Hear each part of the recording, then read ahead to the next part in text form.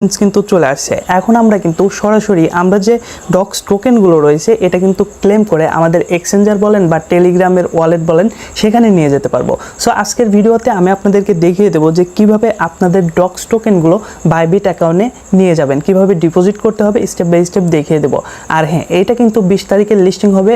অবশ্যই আমাদের চ্যানেলে কিন্তু চোখ রাখতে হবে, যখন লিস্টিং হবে সেটা কিভাবে সেল দিয়ে আপনারা পকেটে টাকা নিয়ে আসবেন সেটা আমি দেখিয়ে দেবো।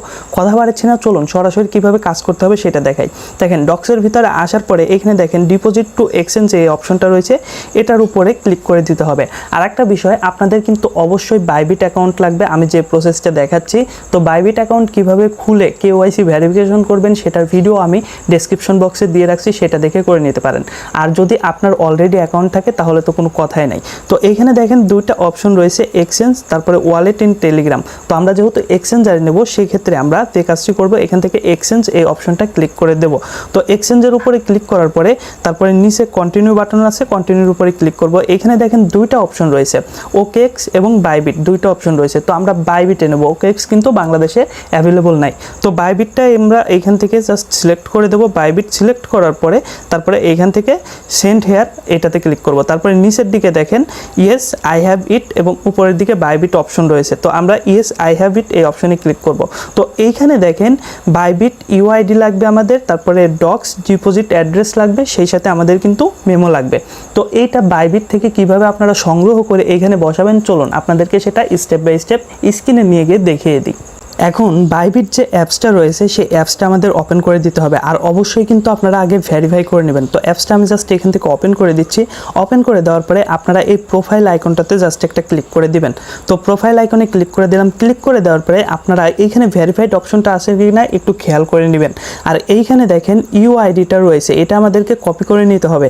এই যে কপি অপশনটা আছে এটার উপরে জাস্ট যদি আপনারা ক্লিক করে দেন তাহলে এই ইউআইডিটা কিন্তু কপি হয়ে যাবে। তো আমি এটা কপি করে নিলাম। কপি করে আবারও ডক্স কয়েনের ভিতরে চলে আসবো। চলে এসে বাইবিট ইউআইডি যে অপশনটা রয়েছে এখানে আমি এটা পেস্ট করে দেবো। তো আমি এখানে এটা পেস্ট করে দিচ্ছি।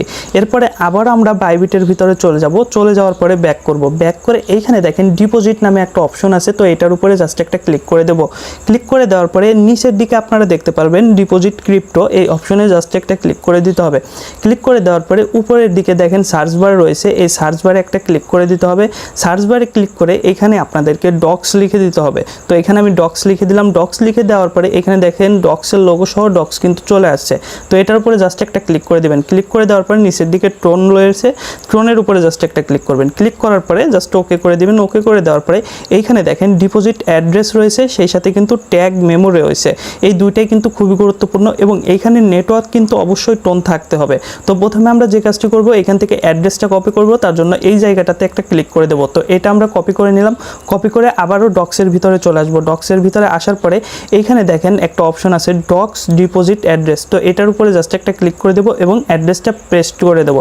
পেস্ট করে দেওয়ার পরে আবারও আমরা ব্যাক করব বাইবিটের ভিতরে। এইখানে দেখেন মেমো রয়েছে, মেমো নামে একটা অপশন রয়েছে, এটা এখান থেকে জাস্ট আমরা কপি করে দেবো। অবশ্যই মেমোটা কিন্তু 100% মিল থাকতে হবে, উল্টাপাল্টা হলে কিন্তু আপনার যে ডক্স টোকেনগুলো সেটা কিন্তু কখনোই আর পাবেন না। তো আবারও আমরা ডক্সের ভিতরে চলে আসলাম। চলে আসার পরে নিচে দেখেন মেমো নামে একটা অপশন রয়েছে, তো এই মেমোতে ক্লিক করব। মেমোতে ক্লিক করে আমরা যেটা আনছি সেটা জাস্ট পেস্ট করে দেবো। পেস্ট করে দেওয়ার পরে এই তিনটা একটু ভালো করে আবারও মিলিয়ে নেবেন যে কোনো রকমের কোনো উল্টাপাল্টা হয়েছে কিনা। আর ভালোভাবে নেওয়ার জন্য কপি পেস্ট করবেন, তাহলে কিন্তু এখানে ভুল হওয়ার সম্ভাবনা খুবই কম। তারপরে আপনারা জাস্ট একটু মিলিয়ে নেবেন কয়েকটা অক্ষর যে ঠিকঠাক আছে কিনা। তো আমার এখানে কিন্তু সব কিছু মোটামুটি ঠিকঠাক আছে, যে কারণে আমি এটা এখন যে কাজটি করব জাস্ট সেন্টের উপরে একটা ক্লিক করে দেবো। নিচের দিকে দেখেন সেন্ট বাটন রয়েছে, এটার উপরে জাস্ট একটা ক্লিক করে দেবো। এটার উপরে ক্লিক করার পরে এখানে দেখেন আই এম কনফার্ম। এখানে দেখেন কি বলতেছে, কনফার্ম উইথড্রল, মানে আমি যে উইথড্র দিতেছি এটা কনফার্ম করতে বলতেছে। এখানে ইউআইডি দেখাচ্ছে, ডিপোজিট অ্যাড্রেস দেখাচ্ছে, মেমো দেখাচ্ছে। তো এখানে আমাদের যে কাজটি করতে হবে আই কনফার্ম এই বাটনে জাস্ট একটা ক্লিক করে দিতে হবে। এটার উপরে জাস্ট আমি একটা ক্লিক করে দিলাম। তো এখানে দেখেন ডিপোজিট ইজ ইন প্রোগ্রেস। তো আমাদের ডিপোজিট কিন্তু কমপ্লিট হয়ে গেছে। তারপরে এখানে ওফের উপরে জাস্ট একটা ক্লিক করে দেবো। আমাদের ডিপোজিট কিন্তু কমপ্লিট। এখানে দেখেন আমাদের যে সাদা চিহ্ন ছিল সেটা কিন্তু এখন ব্ল্যাক হয়ে গেছে, তার মানে আমাদের ডিপোজিট করা কিন্তু কমপ্লিট হয়ে গেছে। এখন 20 তারিখ পর্যন্ত আমাদেরকে অপেক্ষা করতে হবে। 20 তারিখে কিন্তু এটা আমরা এক্সচেঞ্জারে পেয়ে যাব এবং এক্সচেঞ্জারে যাওয়ার পরে সেটা আমরা কিন্তু সেল দিয়ে আমাদের পকেটে প্রফিটটা নিয়ে নিতে পারবো। তো এই ছিল ভিডিওটি। আমাদের টেলিগ্রাম চ্যানেল